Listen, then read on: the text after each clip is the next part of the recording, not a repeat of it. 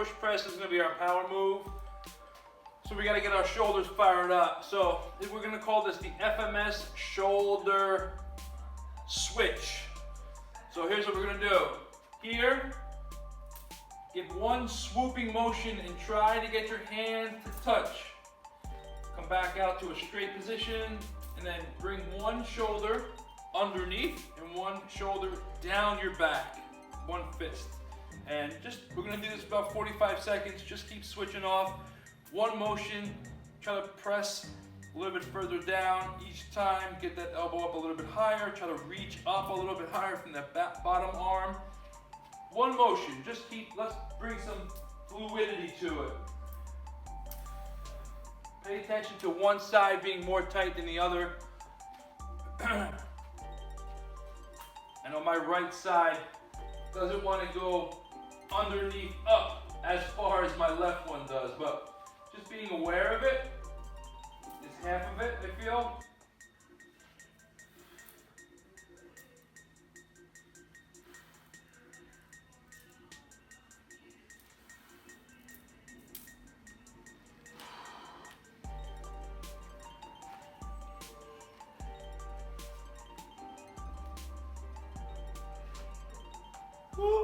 All right, guys, next up, we're gonna do a little down dog to cobra. Take your time, walk yourself out, high plank position, and then shoot those hips back, press the floor away. Try to open up that back. Nice, proud chest. Try to bring your chest closer to your shins. Press the floor away. Nice, tall, long neck.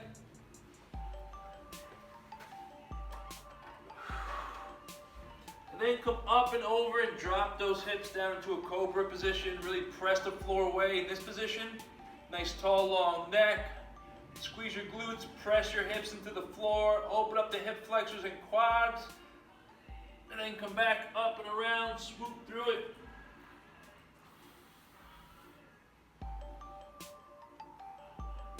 In this down dog position, play around with your shoulders. Make big circles if you can. Just really try to get those shoulder blades fired up, or opened up, I should say, and get the muscles around it fired up. And you can come back into that cobra position again. And then you can do a little rotation, shift your hips left and right. Just trying to get those shoulders and hips loosened up. Give you guys another minute.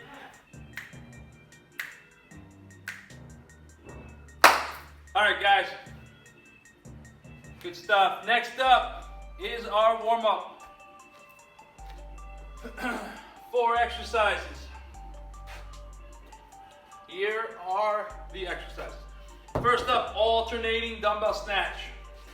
So profile view here, deadlift position. You're gonna do a deadlift. Carry that weight right above your head. Alternate. Okay, key component is keeping that dumbbell close to your body. Using the upper back muscles and getting that weight above your head, okay? Use power from the ground. Think about power week. It's all about speed. Next up, kettlebell halo. Grab the kettlebell by the horns. Okay, bottoms up. You're doing big circles, drawing big halo circles around the crown of your head. Trying to keep your elbows up. Trying to keep your glutes engaged, rib cage down. Doing 5 in each direction. Next up, L-sits. Keep those dumbbells right at your sides.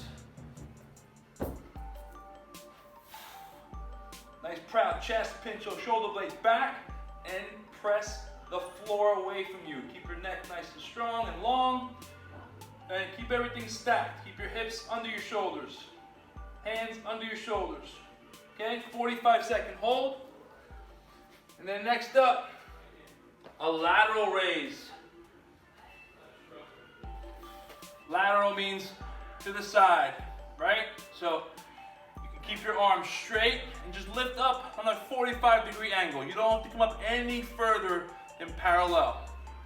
Okay, now, if you want to try something, I've been doing these lately. After 30 years, I started doing these. So, palms up, elbows are bent, okay? And you're still gonna do a lateral raise, but you're gonna start in this position. Okay, so if you have lighter weights, this will probably be ideal. But you're coming up, I'm gonna call these butterfly lateral raises. So you're still getting that lateral raise for the shoulder, the medial shoulder head, but it's just changing up the dynamics of the shoulder a little bit, okay? You're doing 12 of those. 3, 2, 1, go to work. That was better. All right, work period. Your power exercise today is push press. So 8-8, 6-6, 5-5, stay in that range, progressive overload. If you don't have too many weights to progressive overload, here's how you can do it. So you know what a push press is, right? Slight bend in your knees, using momentum from the ground and power from the legs to get that weight above your head. It will enable you to go a little bit heavier, right? But if you don't have weights to progress, 2, slow your roll down in the beginning. In other words, don't do a push press for the first 8. Think about slow up, and then slow down. Nice and controlled. So it'll be more hypertrophy, right? And then like for your 6s, then you go a little bit faster. Slow on the way down maybe. So quick on the way up, slow on the way down. Quick on the way up, slow on the way down.